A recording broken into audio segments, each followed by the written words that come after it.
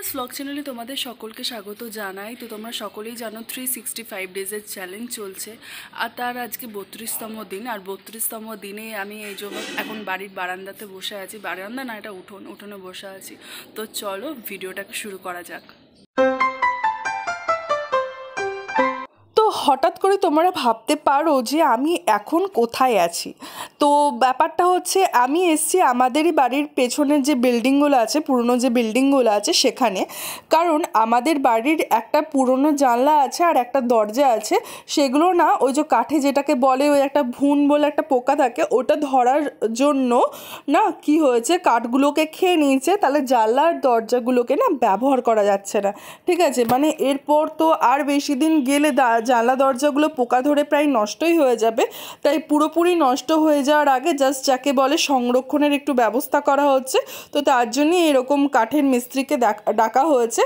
আর তখন উনি যে যন্ত্রপাতিগুলো সব ঠিকঠাক করছিলেন। আর এরপর কাঠ কেটে ফ্রেমগুলোকে ঠিকঠাক করতে হবে, তার জন্যই উনি কাঠ কেটে শেপ দেওয়ার চেষ্টা করছিলেন। তো চলো তোমাদেরকে পুরোটা দেখাই।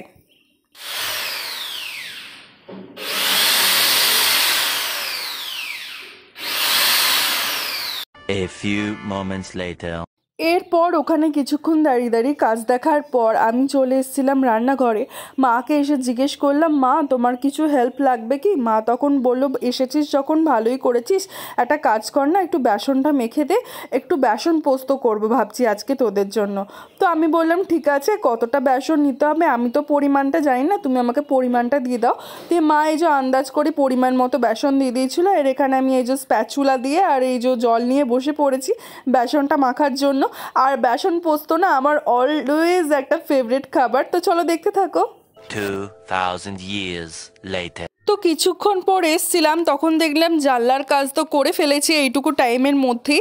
আবার দেখছি যে দরজার কাজটা শুরু করেছে। এবার দরজাটা বলি, দরজাটাও প্রায় সেম অবস্থা, ব্যবহার না করে অযত্নের ফলে যাকে বলে প্রায় নষ্ট হতে বসেছে।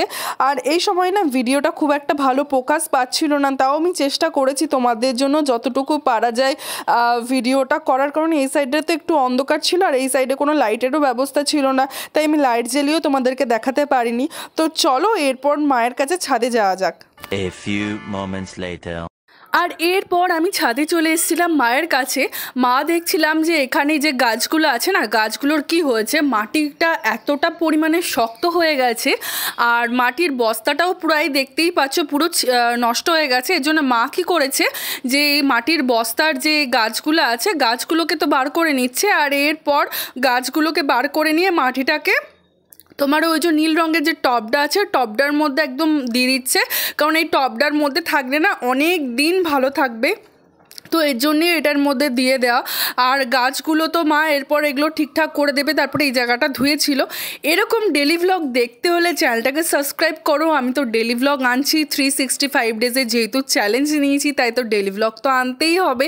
আর তোমরা প্লিজ সাপোর্ট করো আমার চ্যানেলটাকে, কারণ তোমাদের সাপোর্ট ছাড়া উইদাউট হেল্প আমার পক্ষে একার পক্ষে চ্যানেলটাকে এগিয়ে নিয়ে যাওয়া কোনো মতেই সম্ভব না। তাই প্লিজ সাপোর্ট করো, কিপ ওয়াচিং, এইভাবেই দেখতে থাকো।